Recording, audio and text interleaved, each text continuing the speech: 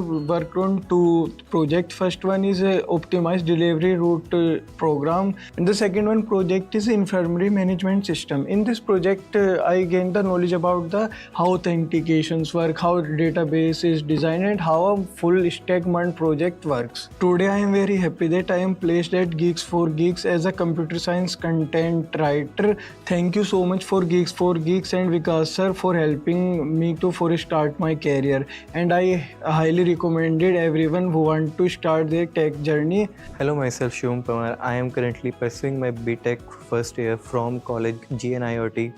I am here to attend GFG workshop at Noida Center. I come to know about GFG from my uncle, currently in the same field, software engineering at UK, for my board purpose in CS subject. This is my second workshop in this Noida Center. It was good and it was a quite of learning experience from here. From the first year perspective, a clear approach to some concepts. I would definitely recommend to my friends to study from GFG. I am Prashant Kumar, a second year student at VRSCC. Currently, I am pursuing my summer internship at IISc Bangalore. So Prashant, you have been part of a DSA training at GFG. So how has it helped you grab that internship? I do GeeksforGeeks DSA training and I built my DSA skills from the scratch, and now I am confident about my coding skills and cracking interviews and DSA rounds. So that's very great to hear, Prashant. Once again, congratulations for your IISc internship. And now we're ready to take the next step. We're excited to announce our next offline center in Kolkata, launching in January 2026. A brand new space for learning, building and transforming careers. But that's not all. We all know that winters are the perfect time to upskill, so we're launching our winter training program starting 5th January 2026. A 15-day power-packed learning experience designed to give you the hands-on mastery and industry-level exposure. 2 course tracks to choose from are MERN Full Stack and Data Science, and the best part is you won't just learn, you'll build. Real, practical and industry-ready. Projects that you can showcase as mini, minor or even major projects in your resume with industry-level certification. 15 days, focused learning, exclusive projects and a stronger, sharper resume by the end of this. The winter training program will now be available at all of our offline centers in Noida, Hyderabad, Bangalore, Pune and Kolkata. If you're ready to start 2026 with skills that actually move your career forward, this is your moment. Start building and start growing with our winter training program. Step into this new year, future ready. So what are you still here for? Go and register and start your journey. For the last 2 years, our offline classrooms have been buzzing with energy, ideas and growth. What started as a small vision has now become a thriving community of over 2,000 learners all across India. From DSA to data analytics, MERN to JBDL and data science, thousands of students have walked into our centers in Delhi, Hyderabad, Bangalore and Pune and walked out with real skills, real confidence and real outcomes. Hi everyone, my name is Karthik Narwal. I am from Muzaffarnagar, Uttar Pradesh. I have recently completed my B.Tech in Computer Science Engineering from UPS Dehradun in 2025. After the joining MERN batch, my thoughts about the MERN is completely changed from the scratch. A big thanks to Vikas sir, my mentor. He just not teach the concept of codings and MERN, he also teach the concept of how real world and tech industry work. During my MERN training, I have worked on 2 projects. First one is a optimized delivery route program, and the second one project is infirmary management system. In this project, I gained the knowledge about the how authentications work, how database is designed and how a full stack MERN project works. Today, I am very happy that I am placed at GeeksforGeeks as a computer science content writer. Thank you so much for GeeksforGeeks and Vikas sir for helping me to start my career, and I highly recommended everyone who want to start their tech journey. Hello, myself Shivam Pamar. I am currently pursuing my B.Tech first year from college GNIOT. I am here to attend GFG workshop at Noida Center. I come to know about GFG from my uncle, currently in the same field, software engineering at UK, for my board purpose in CS subject. This is my second workshop in this Noida Center. It was good and it was a quite of learning experience from here. From the first year perspective, a clear approach to some concepts. I would definitely recommend to my friends to study from GFG. I am Prashant Kumar, a second year student at VRSCC. Currently, I'm pursuing my summer internship at IISc Bangalore. So Prashant, you have been part of a DSA training at GFG. So how has it helped you grab that internship? I do GeeksforGeeks DSA training and I built my DSA skills from the scratch, and now I'm confident about my coding skills and cracking interviews and DSA rounds. So that's very great to hear, Prashant. Once again, congratulations for your IISc internship. And now we're ready to take the next step. We're excited to announce our next offline center in Kolkata, launching in January 2026. A brand new space for learning, building, and transforming careers. But that's not all. We all know that winters are the perfect time to upskill, so we're launching our winter training program starting 5th January 2026. A 15-day power-packed learning experience designed to give you the hands-on mastery and industry-level exposure. 2 course tracks to choose from are MERN Full Stack and Data Science, and the best part is you won't just learn, you'll build. Real, practical, and industry-ready. Projects that you can showcase as mini, minor, or even major projects in your resume with industry-level certification. 15 days, focused learning, exclusive projects, and a stronger, sharper resume by the end of this. The winter training program will now be available at all of our offline centers in Noida, Hyderabad, Bangalore, Pune, and Kolkata. If you're ready to start 2026 with skills that actually move your career forward, this is your moment. Start building and start growing with our winter training program. Step into this new year, future ready. So what are you still here for? Go and register and start your journey. For the last 2 years, our offline classrooms have been buzzing with energy, ideas, and growth. What started as a small vision has now become a thriving community of over 2,000 learners all across India. From DSA to data analytics, MERN to JBDL and data science, thousands of students have walked into our centers in Delhi, Hyderabad, Bangalore, and Pune and walked out with real skills, real confidence, and real outcomes. Hi everyone, my name is Kartik Narwal. I am from Muzaffarnagar, Uttar Pradesh. I have recently completed my B.Tech in Computer Science Engineering from UPS Dehradun in 2025. After the joining MERN batch, my thoughts about the MERN is completely changed from the scratch. A big thanks to Vikas sir, my mentor. He just not teach the concept of codings and MERN. He also teach the concept of how real world and tech industry work. During the my MERN training, I have worked on 2 projects. First one is a optimized delivery route program, and the second one project is infirmary management system. In this project, I gained the knowledge about the how authentications work, how database is designed, and how a full stack MERN project works. Today, I am very happy that I am placed at Geeks4Geeks as a computer science content writer. Thank you so much for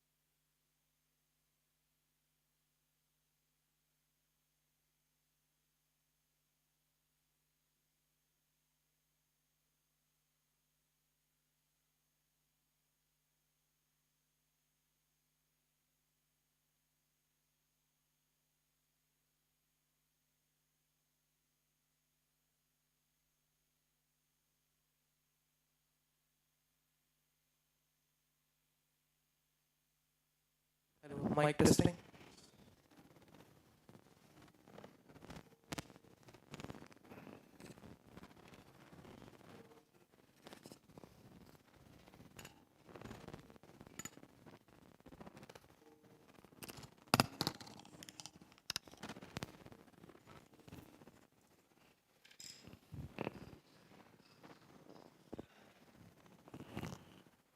Hello, hello, hello, hello. Mic testing, mic testing. Is it catching? Properly? Is it audible? Audible? Okay. Hello, folks. Hi, everyone. How's the energy today? You just met Sandeep sir. How are you feeling? How many of you are seeing Sandeep sir for the first time? I will keep my hand up because I am seeing him for the first time. Okay. Okay, welcome all of you to the launch event of Geeks for Geeks. Basically, Geeks for Geeks is coming first time to Kolkata. We have been on the website. I think most of you have already used Geeks for Geeks during your placement preparation, general coding guidance, and a lot of things before, right? You also know about that it had its headquarters in Noida, but it's the first time that it's coming to Kolkata. Okay, so we'll discuss more about it. Before I go more into the Kolkata Center, let's discuss more about the founder, who started it, how it started, and everything. Okay.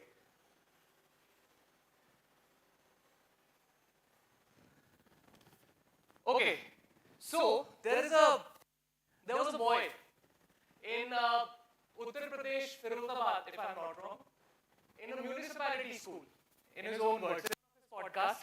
Yes, sir, I saw the podcast. So, in his own words, he said that he did not experience good teaching when he was small. When he was in the age when he was receiving education, he did not see much of great education, and also not in a very big school, very big league school. No, he was not there. So already we are not off to a good start. Okay, let's see what happens next. He did his B.Tech from APJ Abdul Kalam University, AKTU, as you all know, and then his M.Tech from IIT Roorkee. So a lot of hard work goes into that.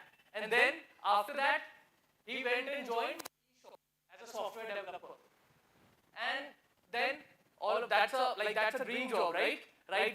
I think many of you would have in your product-based dream companies like Google, Microsoft, Amazon. It stands right there at the top, even in the package. So, so what did he do next? So basically, in his own words, he said that he was not liking it too much there. So he tried to shift and he tried to quit and went in something that he was more interested in, and that was teaching. So he started teaching in the colleges. He was already M.Tech, so he started teaching in his college. And what did he do when he came back from that? He started a blog that all of you know, Geeks for Geeks blog, as he started it. He was funding it himself. No VC funding, no investors, nothing. He was funding his blog himself for the 5 years down the line before he shifted full time to it. Okay?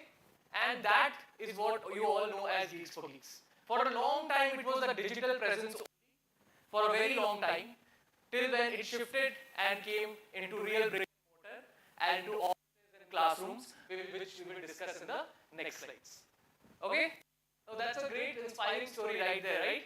Even after having a good job, he decided to do something that adds meaning to life. That is what important students. ये ज़्यादा important है जो आपको सच में अच्छा लगता है. Otherwise, you will always be average. None of us are actually average. It's just that we are not interested in something that much. But yes, sometimes we all follow the path that is chosen for us, not by us. So it is very important to realize that what are your interests? What is something that you want to do in your life? ये सोचना बहुत ज़रूरी है. ठीक है? And once you do that, you will automatically see the improvement in your life. Okay?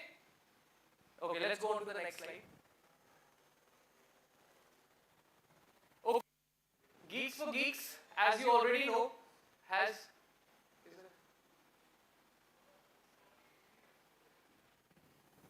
there is तरफ. Okay. Okay, sorry for the disturbance. Actually, yeah, it's just the angle. So Geeks for Geeks portal, if we talk about, now has 150 million active users in the month. Like that would be around 5 million or 50 million or something like that per day. And then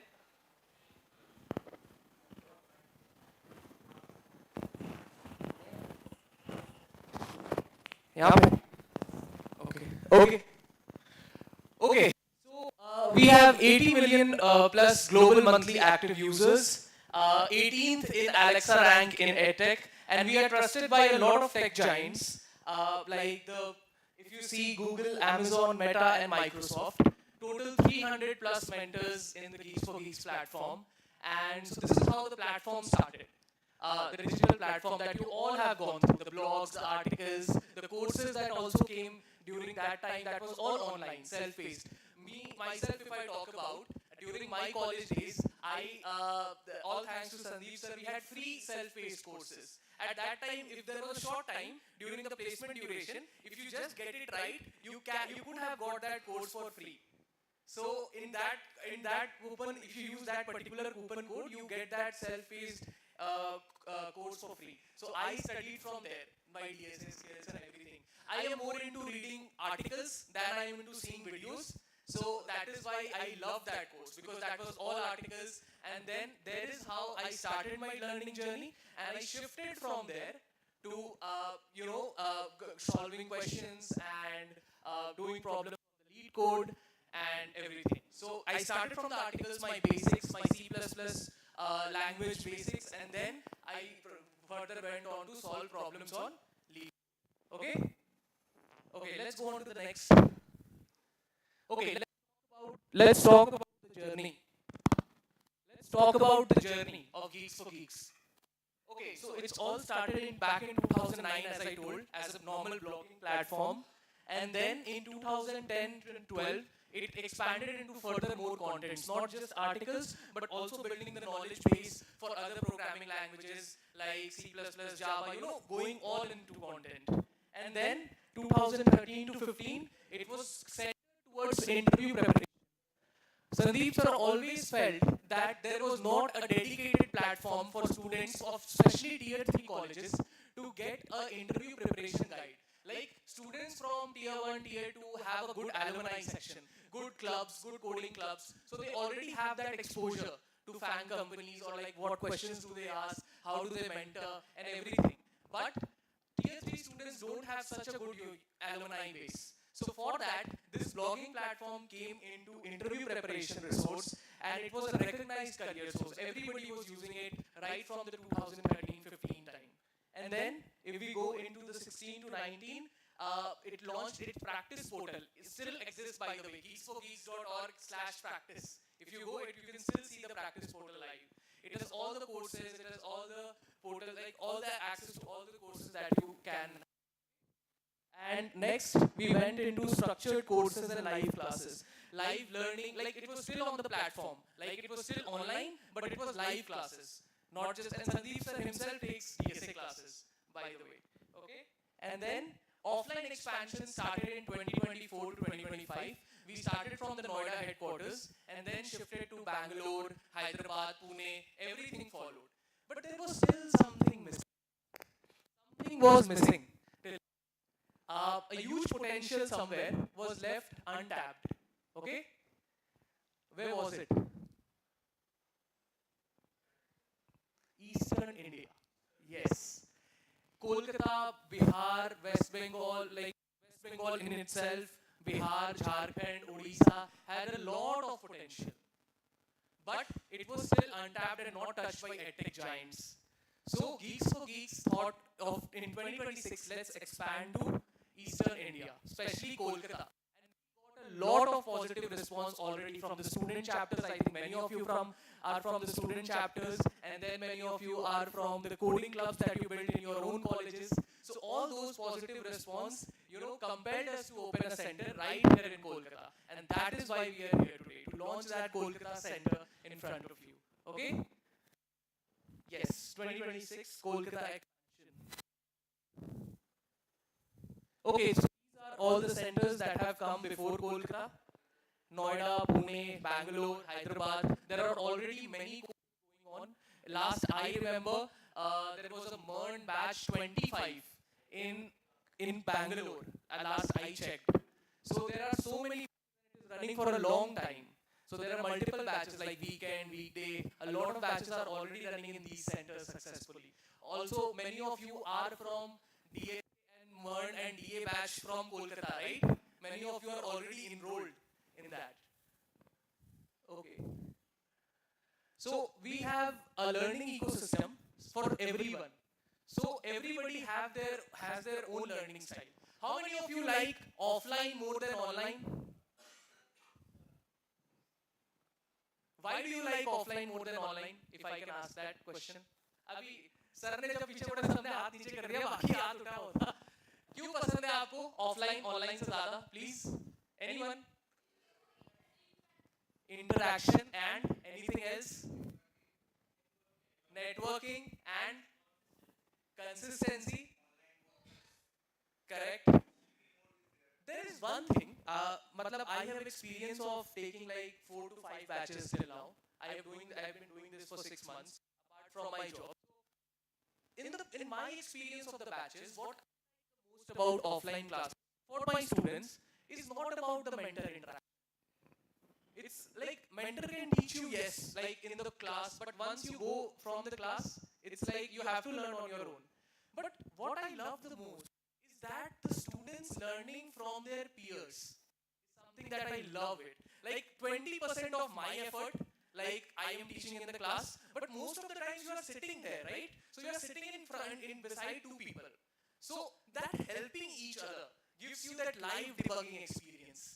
कि उनका error क्यों आ रहा है मेरा error क्यों नहीं आ रहा तो अगर आपने सॉल्व कर लिया तो आप अपने आगे पीछे like you are helping 4 people and those 4 people are helping the other 4 so I have seen that 80% of the time students learn more from the peer to peer learning of course there is mentors are important and that networking and interaction is very important nobody is denying that but what I really felt is that peer to peer learning for me is the best in offline teaching okay but for some people it is still not possible to catch the classes offline if they are living far away or if the center does not exist in their state so for that we have live virtual classes and also self-paced courses that always existed on GFG platform even when I was in college okay so something for everyone now many of the students who have done the courses from Geeks for Geeks have been placed in many good apart from these, some of them are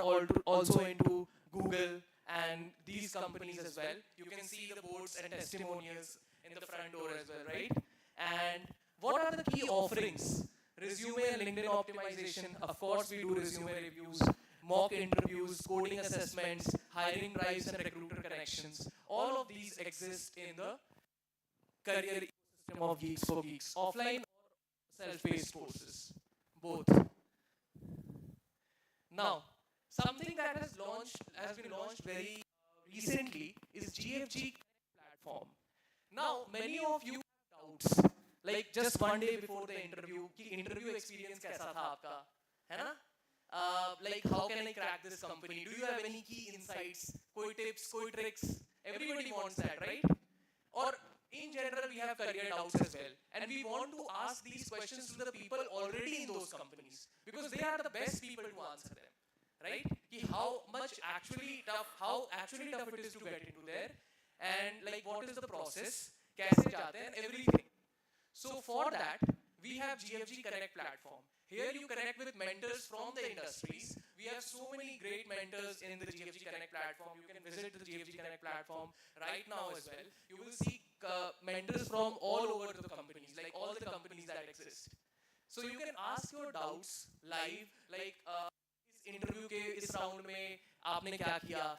DSA more important in Amazon or is important? What is being asked to the freshers right now? If you are switching your job, what is for the working professionals? If you are switching your job, how can I switch from TCS to Google? Something like that. So for all those doubts, we have Geeks for Geeks Connect platform.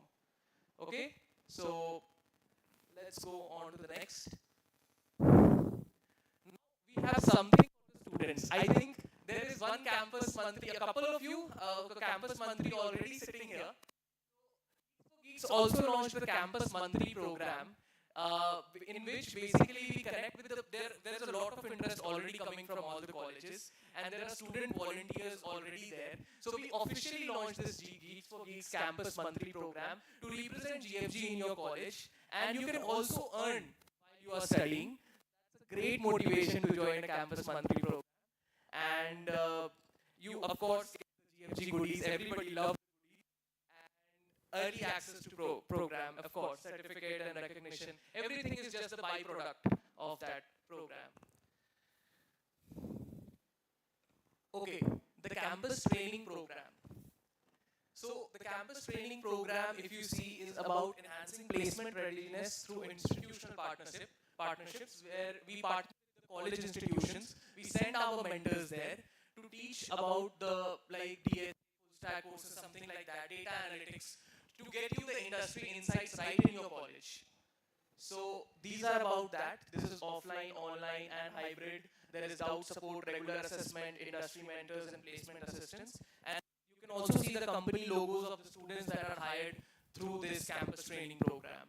Okay? There is also train your workforce. We can skip this because it is not relevant to this people, but it is about corporate solutions. Like many companies are also interested in training their workforce through Geeks for Geeks. We have partnered with many companies as well. So it's about train your workforce. And then let's talk about Kolkata Center.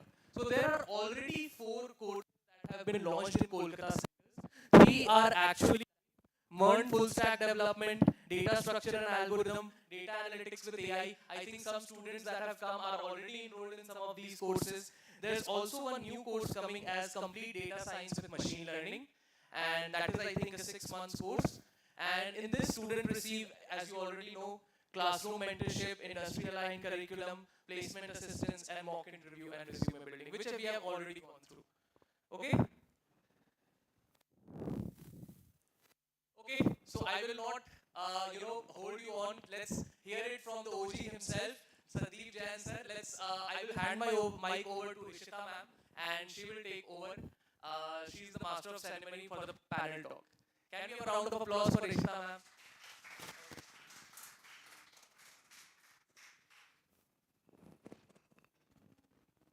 Hello.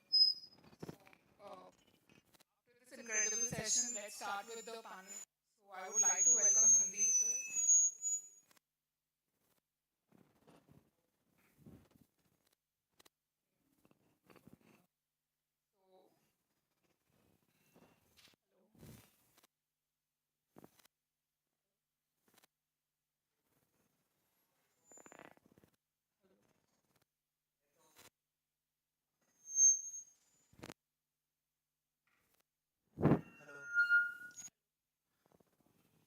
So we have today someone who looked at the way students learn computer science in India and decided to change it completely, right? From the single website to one of the most popular tech platforms. To one of the most popular tech platforms, GeeksforGeeks. So please let's welcome the founder of GeeksforGeeks, Sandeep Jain sir, please.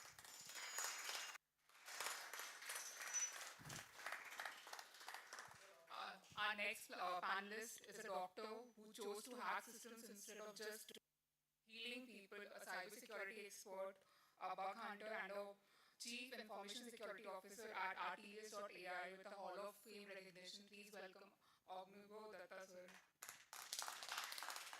Now, we have our next panelist, someone who just doesn't talk about tech, he teaches it, a Google Summer of Code alumnus, a software engineer at RTCamp, and a mentor at Geeks4Geeks. Please welcome Ashutosh.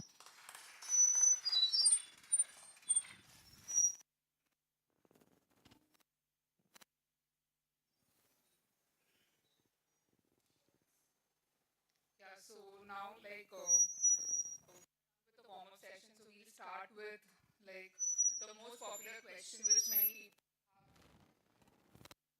have Googled online. Programming languages and how should we prepare for DSA for interviews. So, yes.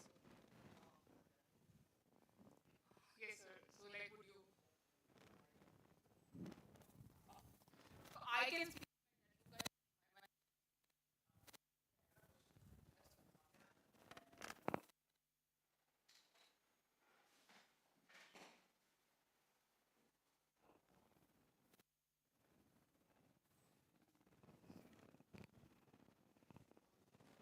Alright, am I audible? No. Is my working?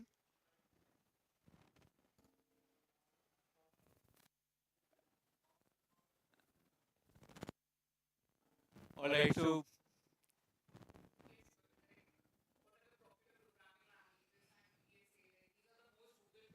Students have, right? So, sir, like, what's your insight? And before I begin, I would like to thank all the people who have come on the Sunday morning, all the panelists, all the students, and I would like to thank the organizing team here, the people sitting in Kolkata office led by Akshay, and people who are working from Noida on the Sunday morning. So thank you all for making this event happen. Thank you everybody. I have been in this Kolkata city for last 4 days, and I am really surprised by the ecosystem which has been built in this Salt Lake city. The kind of lakes we have here, the kind of IT industry we have, all the IT companies around this area. Super happy to see all that. Now coming to the question, what are the expectations of the companies these days? How DSA plays a role? So DSA is still a hiring tool for the companies, and it's going to be like this at least for certain more years. It has become more of a tool like aptitude reasoning, which is mostly going to be used for hiring. If you compare with your day-to-day work, you might not be using DSA that much to code, but you need to be good at it. It's like fundamental. To be something in science, you need to know the math fundamentals. Similarly, to do something in programming, software development, you need to know the DSA. The DSA is going to be fundamental. It's going to be a software tool also, a hiring tool also. next question would be, sir, like, the biggest obsession in recent times is AI. So, sir, like, in the next 5 years, like, I guess we all have this question: will AI replace software engineers, or will it create more careers for us? So this is a big question. I have been visiting a lot of colleges also in Kolkata, and I really feel very, very honored for the kind of warm welcome colleges have given to me. Some of the students are here who attended my talk in colleges, and I felt really, really overwhelmed by the welcome there. Now coming to this question was asked me in all the colleges where I went for a talk. See, there is definitely a downturn in terms of hiring, in tech hiring. And these kind of downtowns, upturns, they keep coming in every industry. There are times when you see a downturn and then slowly it picks up again and then goes to the peak and then goes to the down. So this is like share market, it goes up and down. So unfortunately, those people who are graduating now are seeing time where it is downturn. And this downturn is definitely because of AI, because AI have made people more productive. But is it going to be dead, or how the hiring are going to be impacted? No. The the world cannot run without tech, right? Tech has to be there. Tech has to be there to do all the automations, to build all the advancements, to make the human life better and better. So tech is going to be there. The job roles, the things, those are going to be changed. For example, these days everybody is talking about this role FD, forward deployed engineers, the people who are going to help companies in deploying their AI infrastructure. Can I say something on this point? I think I would say, sir, that like in terms of replacing software engineers with AI, Cloudly is very good. Let's be very honest. Anthropic for Cloudly, Opus 4.6 is very good. But in terms of replacement, I think it's going to change. I think computer fundamentals are going to be much more important now. It's going to change the busy work that like software engineers were doing into something that turns them more productive. So now, yes, now instead of 10 people, we'll need 6, but still those other 4 people can work into something like a deployed engineer, front-end deployed engineer, something like, I would say, work on your system design concepts, work on how you think about the systems. The computer architecture is going to be much more important than it was before, and computer fundamentals are going to be much more important. Don't delve so much on the language specifics like Angular specifics or C++ specifics. That has been something that AI is making a little obsolete, but what's going to be important is how you use those things to build something good, and like how you think about 10 million concurrent user and how do you support that, something like that. Okay, thank you, sir. So my next question is for Ognipo sir. Sir, like, is cyber security a viable path for someone coming from a pure coding background? Like, in our colleges, like, students mostly are not aware of cyber security as a career path because we are mostly taught like core CS fundamentals and DSA. So, yeah, so what's your insight?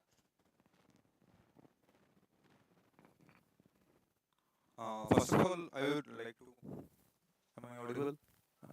So, first of all, I am like thankful to the Geeks team for inviting me to the as a panelist because I never thought like I will be there at this because when I started my journey in cybersecurity, there are a lot of languages I the basic SQL injection for the SQL and all. So I learned them all from Geeks. So it's a very good opportunity for me to be here, and I'm very thankful to the team as well. Now coming to the topic, how much cybersecurity you need to play a role coming from the colleges? How much coding you need? So basically, as Sandeep sir has said, the basics. Yeah, the basics need to be done whether you are coming in any field or if you are coming in the cybersecurity. Because the what problem I have seen most of the in different type of college and different type of my students also have told me that they have not cleared their basics. So if you don't know about JavaScript, if you don't know like what is sync, what is the DOM, then you won't be able to take down a website. You won't be able to find any vulnerabilities in the website. Since basically, if you don't have idea about networking, so if you don't know what is the structure of the network, what is the LAN port, how ports are connecting with each other, okay, so what is the port number, what is the DNS, how DNS interact, so you won't be able to find any vulnerability, you won't be able to solve the challenge, or whenever you are hacking into any system to find what are the flaws are there.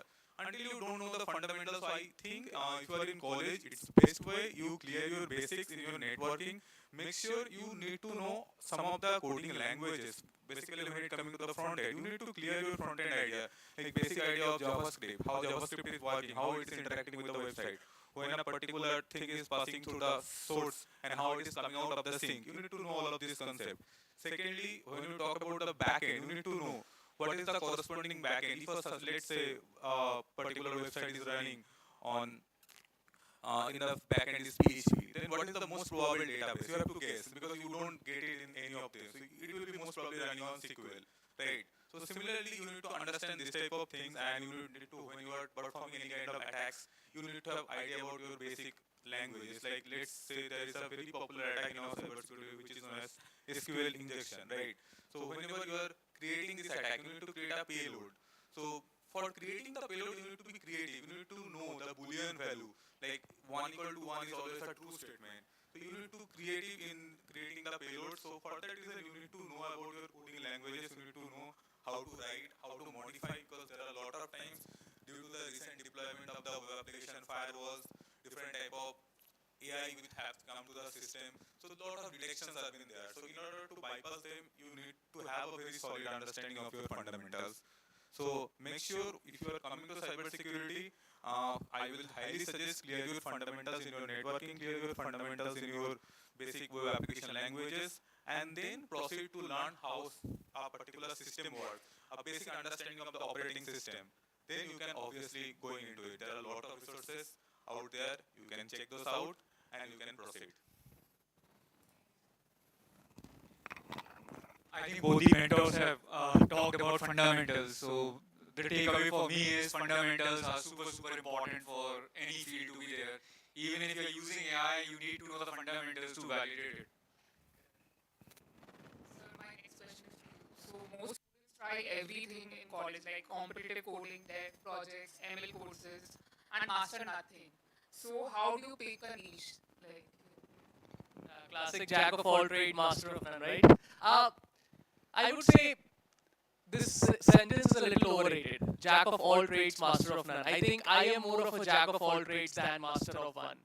So, but it's very important to, segment things, into bifurcate things and segment your timeline. Okay? Let's say you have 3 months, let's say you have 6 months down, you are like left for preparation for your placements. What do you do then? What do you like people focus on sometimes? Cybersecurity, sometimes they go to ML. AI is the new buzzword. Let's try that also. And then my full stack development has gone into a sinkhole. Yes? No. what you do is that you first prepare for how the companies ask their questions. If you focus on any FANG companies or any such companies, you will mostly see that DSA and system design also, now for freshers by the way, are very, very important. So you have to prepare for DSA and a little bit of system design. I would say Hello Interview is a great platform to practice system design for free through their articles. And if you are looking for into DSA, Geeks4Geeks is the best platform to learn about DSA. Even the free articles will teach you a lot. Okay. So now coming back to how you segment your day. So it should be like 3 to 4 hours. Like say you have only 6 hours to prepare apart from your college. Let's say even less. You have only 4 hours to prepare for your placements. That is 3 months away, 4 months away. What do you do then? You focus on your 2 or 2.5 hours on DSA because it's not a very easy skill to master. You have to practice a lot. You have to practice a lot on platforms like GFG, Lead Code, give contests on CodeChef or Codeforces for your competitive programming. And then after these 2.5 hours, you have the rest 1.5 hours to practice a little bit on development. If you are into software engineering, if there's data analytics, then there's a whole different, like I'm a software engineer, so I'm giving you the guidance for that. So then you should focus on development. And through development, I mean reading the docs. Those are very important. Official documentations are very important to read. So something like that segment will work, and then you can take the rest 1 hour, to focus on something that you like, mostly about AI. I would also say you to read about cloudy skills. Those are very important these days. How do you practice your skills.md file? How do you use your cloudy.md file to increase your productivity in development? These are also some things that are coming. So yeah, something like that. So my next question is to you, Sandeep sir. Sir, at GFG, what patterns do you see in students who crack top companies and those who don't? I think those who consistently work for a long, long time. I mean, you can't, as Ashutosh also mentioned, right? You can't be expert or good at DSA by doing it for some small time or not practicing enough. You need to practice a lot, and still it's a probability. Luck also plays a role. DSA is like oceans of patterns, oceans of problems. Uh, it it's just probability. If you solve more and more problems, if you start seeing more and more patterns, the probability goes higher and higher. It never becomes one though. I mean, you can never say that I have solved enough problems and I'll be able to solve any problem now which is given in the interview. It never becomes one. You just appear in more and more interviews and solve with more and more problems. That these two things together, they increase your probability. Next question is to you, Abhinav sir. Like with deep fakes, AI fraud, and data leaks, sir, which threat should students be most aware of in recent times? Yeah, so when we talk about the deepfakes, what threats we need to consider? So first of all, we need to understand like what's the difference between a real photo or a real video with a deepfake. How you can identify that?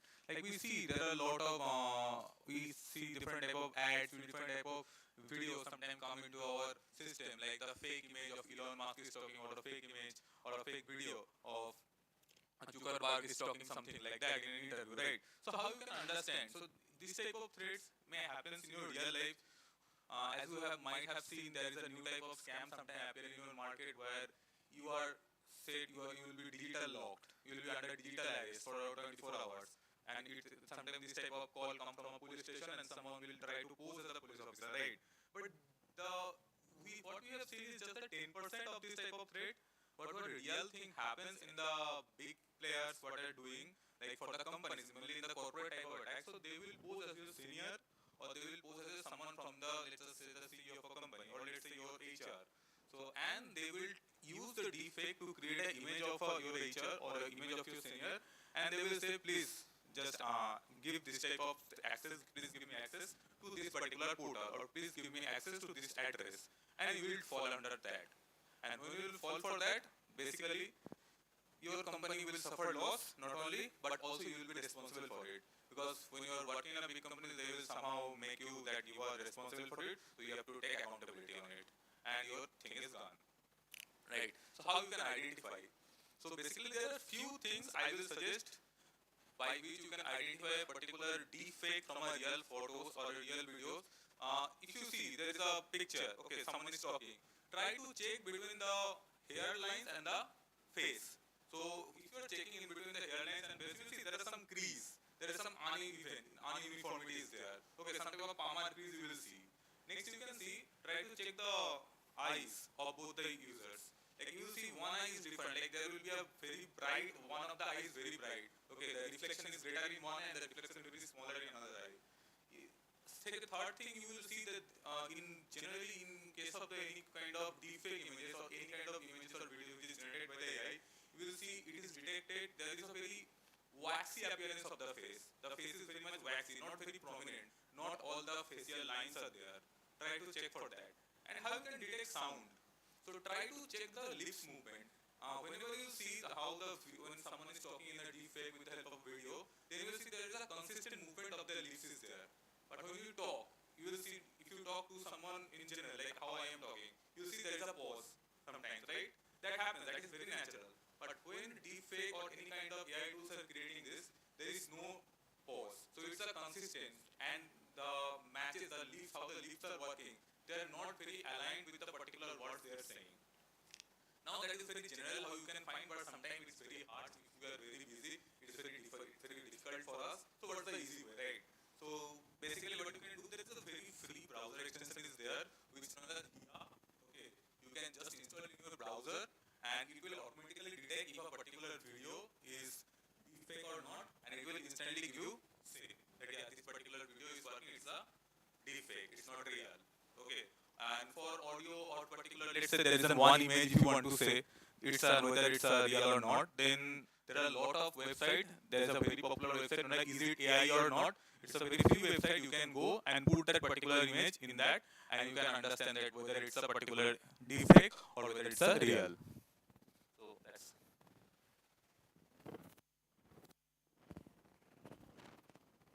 Okay, so my next question would be to you, sir, Sandeep sir. Like, what's the one thing students are wasting time on that they should stop immediately, sir, in nowadays? I don't know what is the thing that they're wasting time on, but I would say focus a lot on your fundamentals. One thing that we do as an engineering student is we focus a lot on academics. Academics is just one part of your whole system. We get into the system where we finish 10th, get good marks, go to 11th and then 12th. So we get used to of this thing that we need to get good marks in the first semester, then second semester. After engineering, you are most likely not going to be in a higher education. You are going to get a job. So focus your 4 years to be employable. Yeah, one mistake that I would like to say is we have two kind of students. All of us prepare for IIT, right? Some of us get into NITs or IITs, and what they do in the first semester is they start showing off on social media कि मेरे college में तो ये वाला event हो रहा है, ये लोग स्पीकर आए हैं and all that. Those who go to tier 3 college, they basically feel like heartbroken and they are in sadness. They don't focus on, they both basically the tier 1 college students and the tier 3 college, they don't both focus on their skills. They focus on academics and first semester goes into all these things. So you need to make sure that by the end of 4 years you are employable. And to be employable, it's not something that you would achieve after second year or third year. You know, many of us when we enter engineering, we think that way कि यार placement तो third year की बात है, अभी तो first year second year चल रहा है. So that's one mistake that I see very commonly among the students. First year they enjoy either way, whether they're top tier college or they are in tier 3. Tier 3 is like sadness. Tier 1 show off.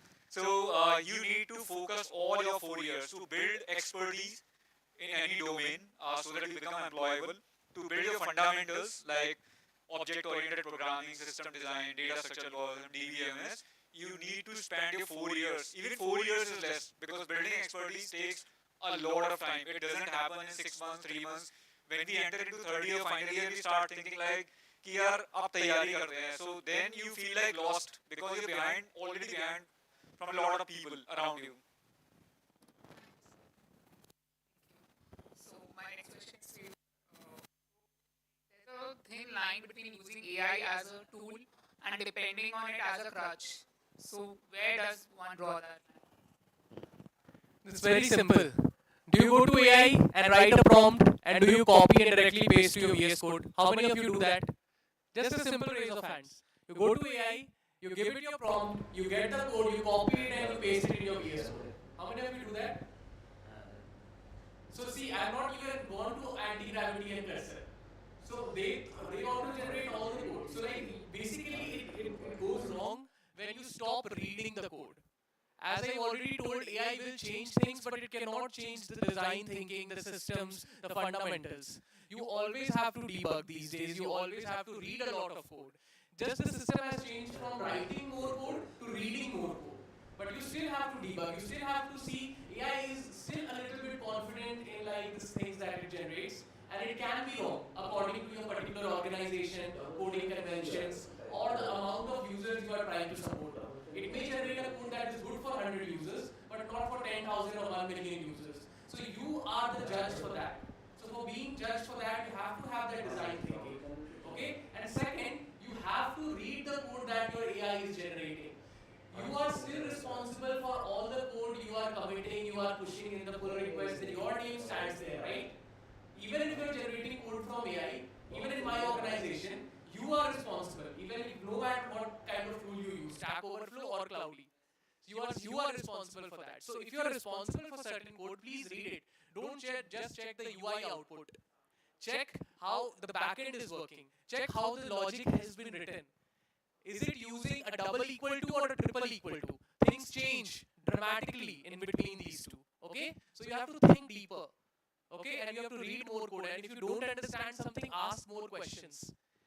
If you are acting like a, what do you say, a detective with AI, then you are doing good. But if you are trusting it like a master, then you become a slave and thus unemployable. Okay? So focus on those skills. Read more code and debug it and think of it like how it can break. Have that mindset. Okay? Thank you, sir. Thank you.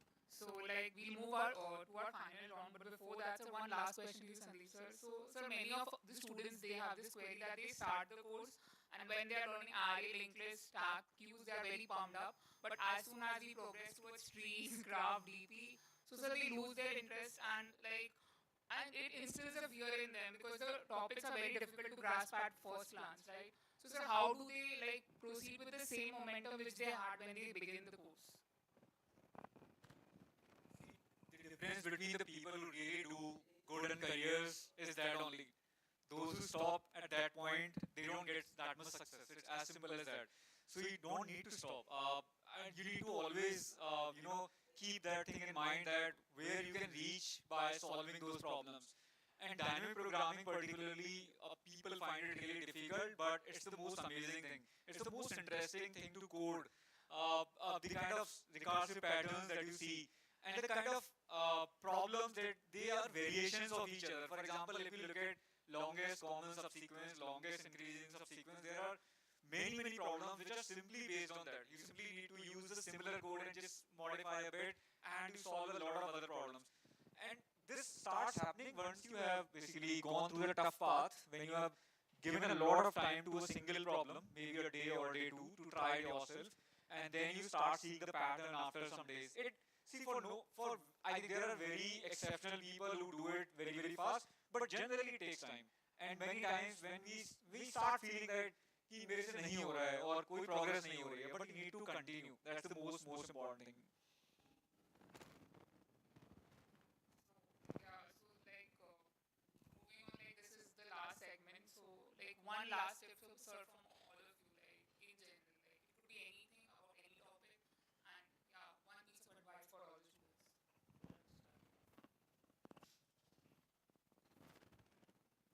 I will generally say like so whatever you are trying to do in life, whatever you are trying to do, be consistent with that because that's only matters.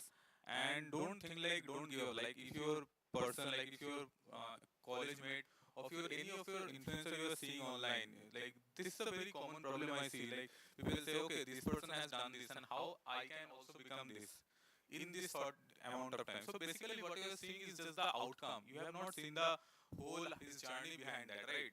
So I will try to say, don't try to judge yourself based on that, and be consistent in whatever you are doing, and make sure you will do it every day. If you are doing, if you love something, if you want to solve too many questions, then do it every day. If you want to, if you are, let's say, let's do the stack. Okay, let's say if you are interested in React, okay, and you want to learn more about React and you want to make more development in the React, then make sure you do it every day and be consistent with it. Like no need to have like faith like okay I will someday I will pass. Okay, आज मन नहीं कर रहा इसको कल देखते हैं. Don't do that because it will make you lazy, and the laziness is the ultimate point where I feel like at this present of time, when I see people, when I see founders, when I try to talk with the other CEOs, when I talk with the CTOs, so one thing I have seen very common, they work every day, and that's why I try to also incorporate in myself, make sure I also work every day and be consistent with it. And that's it. I will always say that don't be lazy, guys. I would end this session also with a lot of thank you to the people who have come on Sunday, and really feel happy to be there in Kolkata. You guys have impressed me a lot and surprised me a lot at many moments. I really enjoyed my all 4 or 5 days here in the Salt Lake City. And thank you all again. Thank you all the people who have organized this event from Noida office and this Kolkata office. And I think he has already covered most of the things that I wanted to say. Consistency and not comparing yourself with others. Comparing yourself with yourself. These are the important things that we should always be doing. Just one last thing, I think, yes, of course, we have covered everything. So, one last thing if I would like to say is that it's never too late. I know most of you have seen certain failures in your life. I had a fair share of mine. Some of you already know my journey in the foundation session for the people who have come there. Many people think that because we are not at a certain point, at a certain age, we cannot ever reach there. You can reach even bigger than that. Okay? So just believe in yourself. I'm not trying to motivate you. I'm generally saying I always thought that I did not got into a certain point. I always felt like a failure sometimes, like back in the day. But right now I'm sitting in front of you, right? Many people are doing even greater things than I'm doing. So it's never too late. No, doesn't matter what your age is, doesn't matter what you're doing. If you just do something that you're really interested in, nobody can stop you. So, it's never too late. Thank you, sir. Thank you so much for your time, energy, and honesty. So now, I would like to hand over to the audience. If you guys have any questions, by the raise of hands, please stand up and ask. Any one of you, if you have any questions.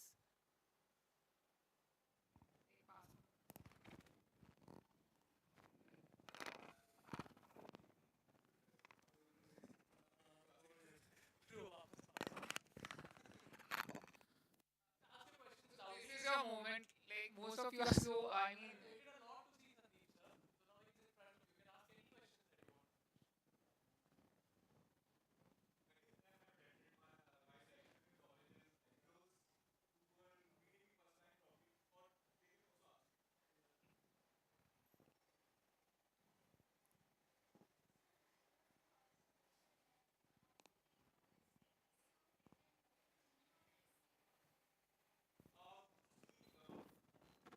When I initially built the website, I never used SEO, and I still believe in the same thing. SEO doesn't matter much. Actually, your content should be something exclusive. It should be of the top quality. People would come automatically, and SEO will be built automatically. Uh, those who do too much SEO and focus purely on SEO, they never basically become very successful in terms of traffic. It's all about publishing the top quality content. See, when you are writing the content, think in terms of the user. If I am a reader, how do I find this content?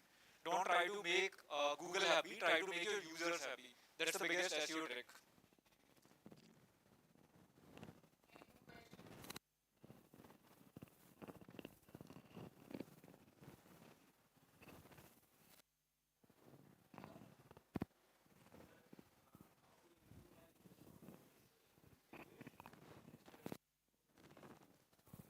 See, English communication skills you improve by getting into tough situations. You need to get into situations where you will have to speak English. I am also from Hindi medium state board 12th student. So when I went to Hyderabad for my software job, Hyderabad, South, so people speak English or their native language. In Hyderabad, although people speak Hindi also, but in my office, mostly everybody was speaking English. And when I was in that software job, toughest task for me was to not to code the problems, but to update the tickets and send emails because those days we did not even have Gen AI. So you get into tough situations where you will have to do it. You will have to write in English. You will have to speak in English. That's when you learn. Following any course or doing that. So try to get into situations. Try to get into touch with the people where you communicate only with English, and so that might help you more than anything else.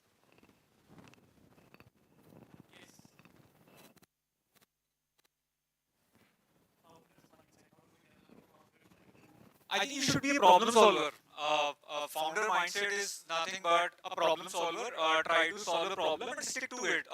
See, if you see a problem where you see why nobody solved it before, right? Then you must go for it. And building a company or building anything takes at least 5 years. So you would want to begin your journey as soon as possible.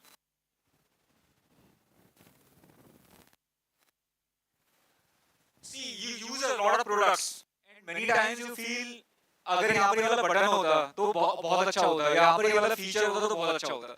So those are the problems you see. I'll tell you my story. When I went to IIT Roorkee at that time, there was nothing like GeeksforGeeks, Lead Code, Hacker, and Go YouTube channels. So when Google, Microsoft, Amazon, they came to our campus, I had no idea what they asked. And when I went to my seniors, they told me that they asked problem solving in DSA, and this was a surprise to me. And I was like, why nobody knows it? Why nobody's talking about it that much? To get into a software job, you need to know DSA. So that is the problem I saw. I mean, you come across many problems, and one thing that I just want to add here, this current market situation is more friendly for building a business and getting a job. More friendly. Because these kind of opportunities come once in decades. You have tools, you don't need to have a CA, a legal, or a big software team. Everything is available in the form of those experts, chatbots, right? They can do everything for you. They can process your data also.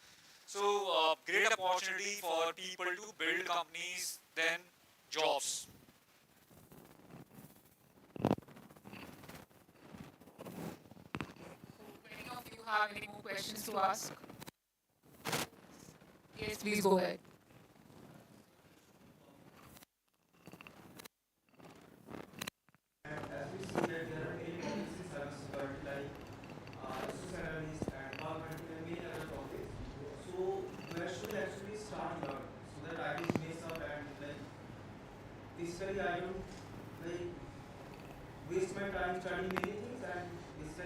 Yeah, you want to just focus on the main part. So here is the comes to very interesting question. Like, so what are you interested in? Well, so see, there are three part where you can go from cybersecurity. One is the offensive part. From offensive part, you will go to the PAPT, pen testing. Second is the SOC part, that's the defensive part. From there, you will go into the SOC analyst, CM administration. And third is the legal part, where you have to work with the compliance, that is the GRC, right? So first you need to choose what you love, right? Whether you are interested in the offensive part, or whether you are interested in the defensive part, or you are interested in the legal part. Okay. Now this is one part of the story. This is the one side of the story. Now the second side of the story, which is very interesting, is like the job market. Currently, due to most of the people come to cybersecurity because they want to learn hacking and we want to break stuff. That's the more point. Now, at this current situation, what I have seen, the market is currently the freshers friendly market is not very much there. So what I will suggest is, if you are learning, if you are into the offensive security, good. But I will say just go with also your basic understanding of SOC as well. Like how basic SOC works, what is basic, how Splunk works, basic Splunk, right? How basic incident response you do, how you will try the incident. Okay, what are the basic firewall rules you need to apply. So that much of the basic you need to identify. And to choose about the resource and not to waste time, I will suggest you to follow the about Try Hack Me. That's a very interesting platform. Just choose a path of Try Hack Me, whether it's an offensive path or defensive path. I will suggest you to choose the security analyst part because that will help you to land your fresher job at this point. So it will give you a both idea of your offensive security as well as the defensive security, and complete that path and try to practice that in application. Like if you have learned some web application like web hunting or web security, then try to practice in the real world side. Okay, don't exploit the vulnerability, just try to find and report it to the appropriate authority, like security at the rate xyz.com, what is the domain name is, right? Just do that, it will help you.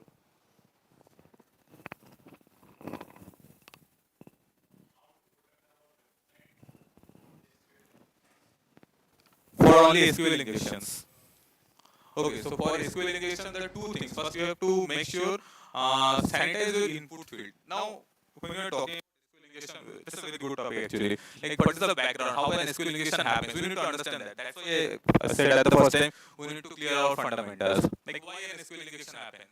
So you are putting a query. Let's say there is a username and there is a password. So in username you have put it admin, and in password you have given or 1 equal to 1. Right. Now there is a actual username which is admin. Now 1 equal to 1 is a true statement, right? So the ultimate result is a true or 1 equal to 1 is a true. So the ultimate value is true. So that's why the website is accepting it. So what if you do? You just sanitize the whole user input. You just prevent any value like equal to or any special characters. Okay, this is the first thing. You are sanitizing the user input field. But sometimes also this doesn't accumulate or this doesn't accumulate with the password policy, because in recent password policy you see you have to give one special number, one block letter, one small, and one number. Then that also comes. Then how you can protect from that? Then in the background you need to add a query that before this particular thing is passing, right? So in back this whole 1 equal to 1 should be passed as a string. Okay, it should not be passed as a value or passed as an integer. The 1 should not be passed as an integer. It should be passed as a string. So just when this 1 equal to 1 is passing whole as a string, then the logic won't happen. Then the logic will not happen in the background. And that's how you can protect it. Third way of protecting is deploy web application firewall. So even somehow anyone created a payload which tricked the whole thing and tricked the whole logic. Now it will try to execute it. Now if you deploy a firewall, what will happen? It will recheck the logic. Okay, and it will prevent whenever someone is putting any value, it won't reach the background, it will reach the data server. Okay, the firewall will prevent it from executing. So these are three ways you can prevent it. Just give user sanitization, deploy a firewall, and check your logic in the background.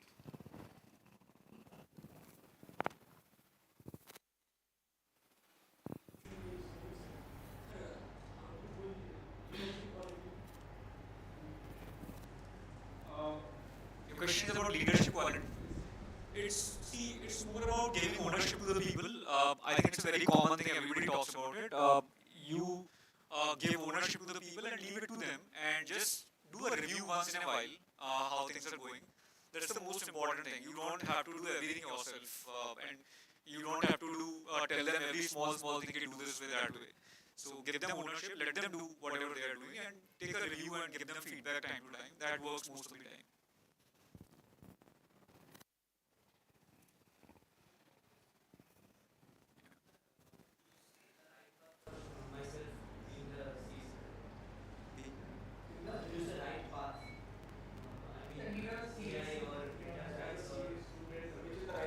You are in which year in B.Tech? Okay. See, the right path for anybody who is studying right now would be to finish the fundamentals as soon as possible. When I say fundamentals, I mean DSA fundamentals, DBMS, operating system, SQL particularly, because it's used in backend and data analytics and data science everywhere. After you finish your fundamentals, pick something that sounds interesting to you. And that is like maybe common in the market these days, which is more jobs. And to find out which is more jobs, you can simply go to job portals and then you can find out which job profiles having more vacancies. For example, these days I talked about FD role, that has a lot of vacancies, DevOps roles, AI ML engineers. Future 10 years nobody can predict. Nobody can predict even 1 year in tech. Nobody knows. See, Indian IT industry, if you look at Infosys shares, they are going this, because even the market leaders, the people with a lot of money, they don't know whether Infosys will be successful or it will be going down because of AI. Nobody knows. So we can't predict. We can, as a student, we can just focus on our fundamentals, because if I am a recruiter and if you don't know the fundamentals, that's a bigger problem for me. Because as a student, you should be knowing the fundamentals. You should know what is the difference between merge sort and quick sort, if I ask you that question. So build your fundamentals and then pick a technology. After picking a technology, spend a lot of time on it. You can't be an expert in cybersecurity or JVD, Java backend development, or merge stack development or data science in 6 months or 4 months. you need to do everything in the domain for years. You need to do courses like we are offering here, you need to do open source, you need to do projects, you need to do everything in the domain to be an expert. That's how you should go about it. A lot of students that I see, they basically try to fulfill every keyword of the ATS, the hiring right thing. That I don't recommend. Although there is no binary rule in hiring, there is always gray. There can be some companies that might hire you because you know a lot of stuff. But in general, my recommendation would be to build expertise in something, and it takes a lot of time to build expertise. It doesn't, and a lot of things you need to do. You need to do projects, courses, certifications, internships, try doing internships. And one thing that I just want to say is, a lot of students when they enter into education, they all dream of big companies. We should go for any kind of internship if it is of our domain, even if the company is paying very less or not paying at all. If I decided that I want to be a DevOps engineer, I should go for an internship, even if it is a 2 people, 3 people company. And they are not paying me and they are asking me to do a lot of work. I should do that work, and in that process I learned a lot. So try doing internships, try doing projects, try doing courses, everything in one domain. That's my recommendation.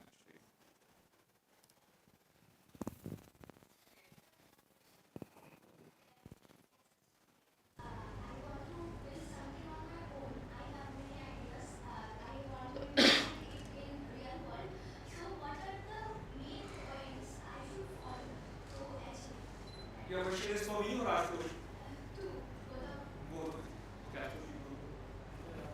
To build something of my own, especially this question is a little close to me because I am building something of my own always. So I would say, things that you should keep in mind is dollar is the best feedback. None of you would have heard that till now, right? I heard it from my CEO. Dollar is the best feedback. Now let me break it down. What does that mean? To build something, let's say my first two products, I built and like it looked very nice. It had all the development complexities. It was amazing to look at, amazing to use. Nothing was. All the users gave me great feedback. Oh, I loved using this app. I have a whole page of. They said, okay, I love using this app. Like how the users, but they won't pay for it.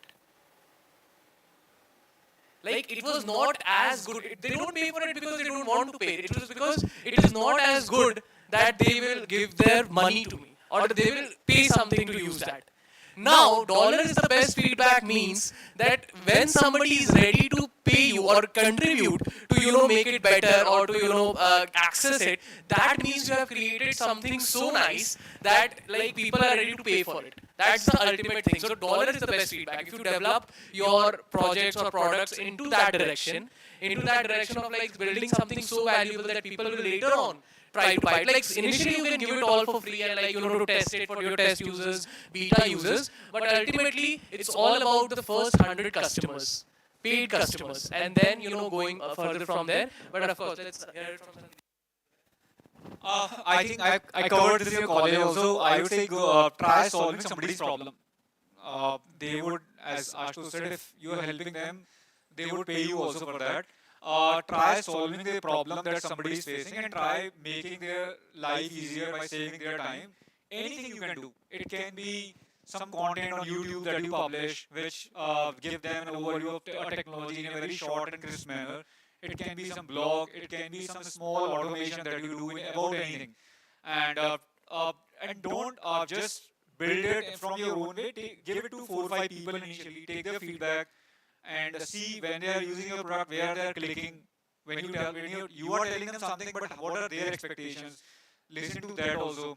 And you need to do a mix of both your own thinking and their. Don't purely depend on their feedback also, and then keep on iterating your product. Initially, a lot of times people make this mistake that they try to solve a very, very big problem and give it months and years. I would say go for a very, very small product that is end-to-end product and somebody can use it. And then take the feedback, do everything manually in the back, doesn't matter. It should be an end-to-end product where people are being helped. And then keep on doing automations over the time, multiple iterations.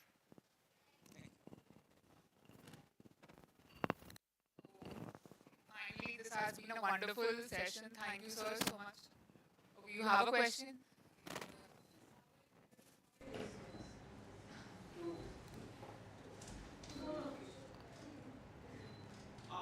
You are a student or you working years. Which year? Third. Alright, so third year, you're already in third year. You don't have much time left, to be honest. So whatever you studied, keep refining those things and solve more. See, DSA is something that is going to be filtering around for most of the companies. Although it's not 100% true that every company will ask DSA in the first round, there might be some companies who might not ask, but most of the companies do ask. So you want to first make sure that you qualify the first round. So keep solving more and more DSA problems on a regular basis. And what technology you working up? What technology you want to join, or which technology is your focus right now?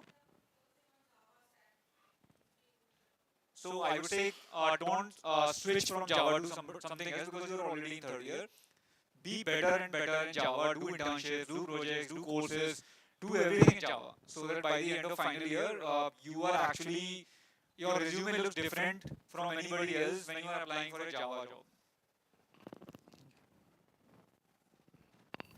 So, do any of you have any more questions? No? So, yeah, so thank you, Ognivo sir, Sandeep sir, and Ashutosh sir for this wonderful session and for your time, energy, and honesty. And I would love you all to give a big round of applause to our panelists. Thank you.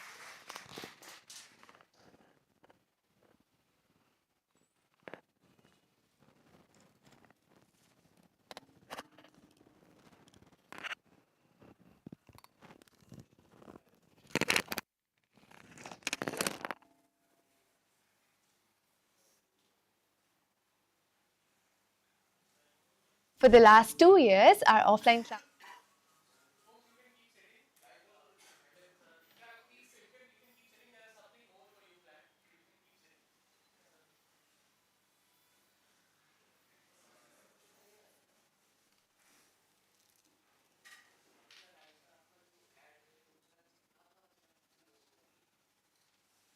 For the last 2 years, our offline classrooms have been buzzing with energy, ideas, and growth. What started as a small vision has now become a thriving community of over 2,000 learners all across India. From DSA to data analytics, MERN to JBDL and data science, thousands of students have walked into our centers in Delhi, Hyderabad, Bangalore, and Pune and walked out with real skills, real confidence, and real outcomes. Hi everyone, my name is Kartik Narwal. I am from Muzaffarnagar, Uttar Pradesh. I have recently completed my B.Tech in Computer Science Engineering from UPS Dehradun in 2025. After the joining MERN batch, my thoughts about the MERN is completely changed from the scratch. A big thanks to Vikas sir, my mentor. He just not teach the concept of codings and MERN. He also teach the concept of how real world and tech industry work. During the my MERN training, I have worked on 2 projects. First one is a optimized delivery route program, and the second one project is infirmary management system. In this project, I gained the knowledge about the how authentications work, how database is designed, and how a full stack MERN project works. Today, I am very happy that I am placed at GeeksforGeeks as a computer science content writer. Thank you so much for GeeksforGeeks and Vikas sir for helping me to start my career, and I highly recommended everyone who want to start their tech journey. Hello, myself Shivam Pamar. I am currently pursuing my B.Tech first year from college GNIOT. I am here to attend GFG workshop at Noida Center. I come to know about GFG from my uncle currently in the same